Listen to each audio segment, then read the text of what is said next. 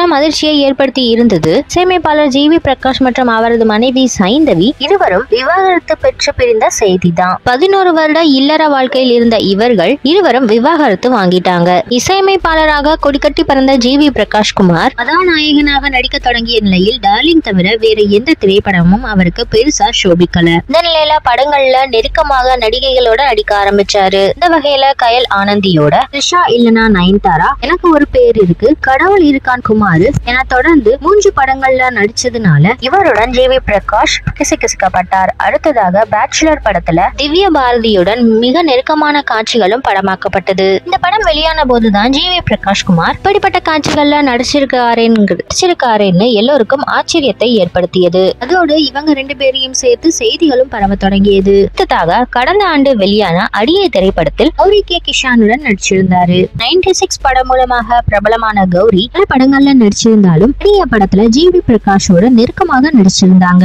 மேலும் பென்சில் படத்துல நடிச்ச போது ஸ்ரீதிவ்யாவுடன் கிசுகிசுக்கப்பட்டார். இதனையடுத்து 100% காதல் என்ற திரைப்படத்தில் ஷாலினி பாண்டேவுடன் ஜி வி பிரகாஷ் நடிச்சிருந்தாரு. இவ்வாறு தொடர்ந்து ஹீரோயின்களோட நெருக்கமாக நடிச்சிட்டு வந்த காரணத்தினால கூட சைந்தவி விவாகரத்து வாங்கியிருக்கலாம்னு யூகிக்கப்படுது. இவங்களோட விவாகரத்து செய்தி தான் இப்பொழுது ஹாலிவுட்ல பரபரப்பா பேசப்பட்டு வருது.